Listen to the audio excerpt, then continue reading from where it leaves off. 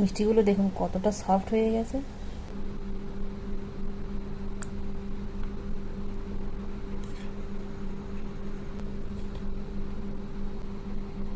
দ্বিতীয় কোনো কথা হবে না, এক কথায় পুরো একদম অসাধারণ।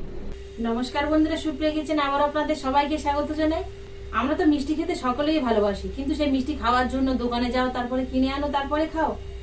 কিন্তু বাড়িতে খুব কম সময়ের মধ্যে আর ঘরে থাকা উপকরণ দিয়ে মাত্র 10 থেকে 15 মিনিটের মধ্যেই আপনারা মিষ্টি বানিয়ে নিতে পারবেন। আজকে এমন একটা মিষ্টি রেসিপি আপনাদের সাথে শেয়ার করব। প্লিজ বন্ধুরা, আপনারা ভিডিওটা স্কিপ না করে প্রথম থেকে শেষ পর্যন্ত দেখবেন। আশা করছি আপনাদের ভীষণ ভালো লাগবে। এখানে নিয়েছি স্লাইস পাউরুটি। এই স্লাইস পাউরুটি দিয়ে কিন্তু অনেকভাবে মিষ্টি বানানো যায়, কিন্তু আজকে এমন ভাবে মিষ্টি বানাবো খুব সহজে, যা আপনারা প্রত্যেকে বাড়িতে বানাতে পারবেন। আর একদম সঠিক নিয়মে আজকে মিষ্টিটা বানাবো। এটা ধরিয়ে পাত্র বসিয়ে দিয়েছি শিরা বানানোর জন্য। আলাদা পাত্রে চিনি নিয়ে নেব, যতটা চিনি নিয়েছি ততটাই জল নেব। শিরাটা একদম গাঢ় বানাবো, সেই জন্য যতটা পরিমাণ চিনি নিয়েছি ততটা পরিমাণ জল নিয়েছি, তাহলে খুব কম সময় লাগবে জ্বালাতে। ফ্লেভারের জন্য 2টো এলাচ দেবো গুঁড়ো করে। শিরার কালারটা দেখুন এরকম চেঞ্জ হয়ে গেছে, হালকা একটু খয়েরি খয়েরি হয়েছে।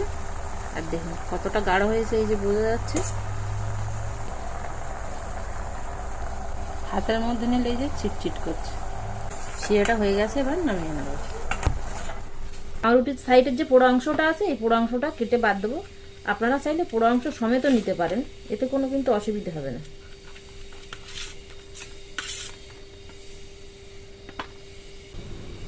এখানে আমি 5টা স্লাইস পাউরুটির পিস নিয়েছি। এবার এগুলোকে চটকে নেব। এর মধ্যে নিয়ে নেব 2 চামচ গুঁড়ো দুধ।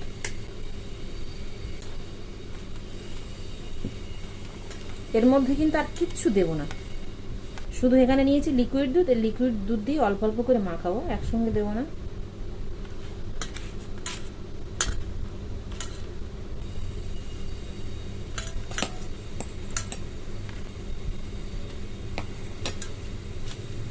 খুব ভালো করে এইভাবে মিশিয়ে নেব। গুঁড়ো দুধ দিয়েছি, দুধটা পাউরুটির সাথে পুরোপুরি যাতে মিশে যায়। খুব ভালো করে এইভাবে মিশিয়ে নিয়েছি।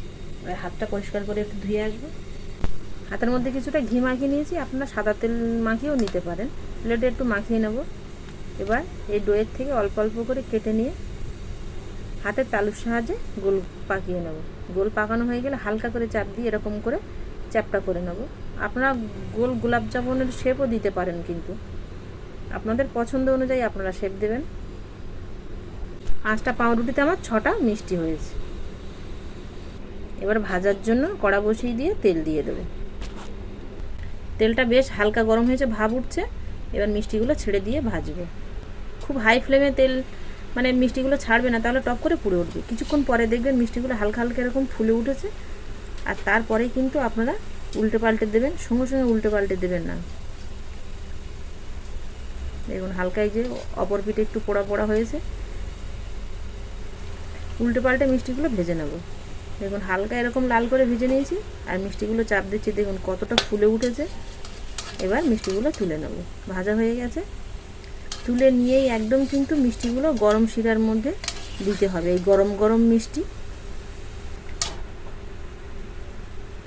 এই গরম গরম মিষ্টি গরম শিরার মধ্যে দিয়ে দেবো, তাহলে মিষ্টিগুলো তাড়াতাড়ি রস টেনে নেবে। একটু উল্টে পাল্টে দেবো, আর হালকা করে এইরকম করে চামচের সাহায্যে একটু প্রেস করে দেবো। আপনারা চাইলে নাও দিতে পারেন। এইভাবে প্রেস করে দিলে মিষ্টি রসগুলো তাড়াতাড়ি ঢুকে যাবে আর কি ভেতরে। এবার ঢাকনা চাপা দিয়ে 8 ঘন্টা রেখে দেবো।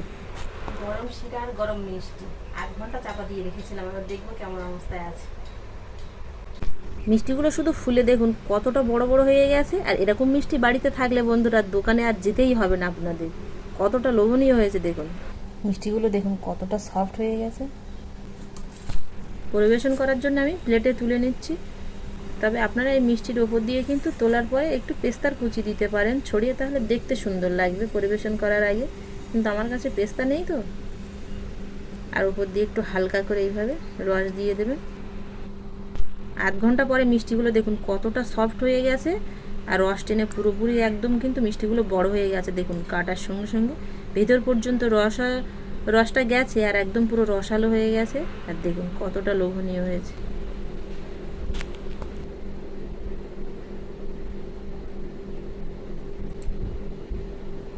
দ্বিতীয় কোনো কথা হবে না, এক কথায় পুরো একদম অসাধারণ। যে সকল বন্ধুরা এখনো পর্যন্ত এই পাউরুটির মিষ্টি বানিয়ে খাননি, আপনারা অবশ্যই একবার হলেও বানিয়ে খেয়ে দেখবেন। আপনাদের মুখে স্বাদ সারা বছর লেগে থাকে, আপনারা ভুলতেই পারবেন না, এতটা টেস্টি হয়েছে এই পাউরুটির মিষ্টি।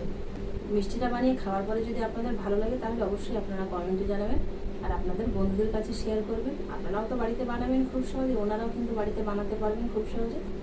আর লাইক করতে ভুল করবেন না ভালো লাগলে।